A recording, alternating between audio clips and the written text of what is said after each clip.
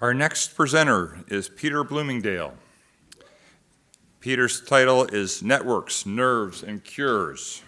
His major advisor is Donald Major in the Department of Pharmaceutical Sciences. Apparently he cooks great Indian food and is a challenged shoe shopper and has not been in the Harry Potter. I don't know where that's going, but we're going to let him play that out.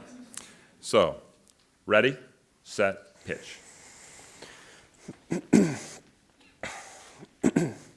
When I began my PhD, I always envisioned curing a disease.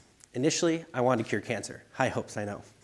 But after reading about cancer and the different treatment options that are available, I became interested in the adverse effects of chemotherapy.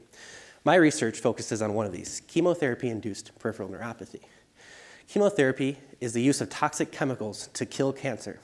However, this is essentially a poison. When this poison enters our body, it distributes everywhere and damages everything in its path.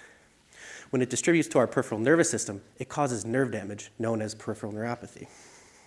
Patients that develop peripheral neuropathy will feel a numbness and tingling sensation in their hands, feet, that travels across their body. Now, the problem is that this will turn into an extreme pain. The goal of my research is to prevent this pain, to prevent peripheral neuropathy from occurring. And to do so, I built a biological network of our nerve cells. To give you an analogy, I'll use a network that we're all familiar with. Facebook, the largest social network. Here, dots represent people. Connections between these dots are if people are friends. It's very similar in a biological network, except for the dots are genes and proteins inside the cell. And the connections between these dots are if these genes and proteins interact with each other. Now, if we take everyone who's on Facebook and looked at their physical location in the world, what would we see?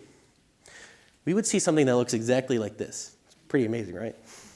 Upon zooming in, you would notice that people are clustered together in cities. And in network theory, these clusters are termed motifs. Now, motifs are important and very interesting because they relate to function. Now, if you looked at New York City, you'd see people clustered around there that form a motif. Its functions related to the economy. It's the economic powerhouse of the United States. Whereas in biology, genes and proteins cluster together to form these motifs, such as the mitochondria, which relates to energy production, the energy powerhouse of the cell. So for my research, what I've done is I've analyzed the motifs in this network of our nerve cells. I then looked at healthy nerve cells compared to nerve cells that have been damaged by chemotherapy. And interestingly, I identified two motifs that become damaged. One is our mitochondria, and the other involves our immune system.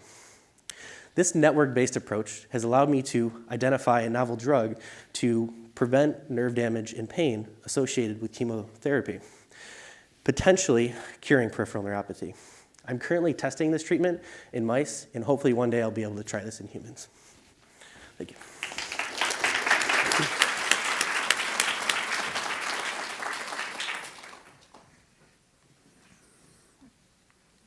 Thank you, Peter.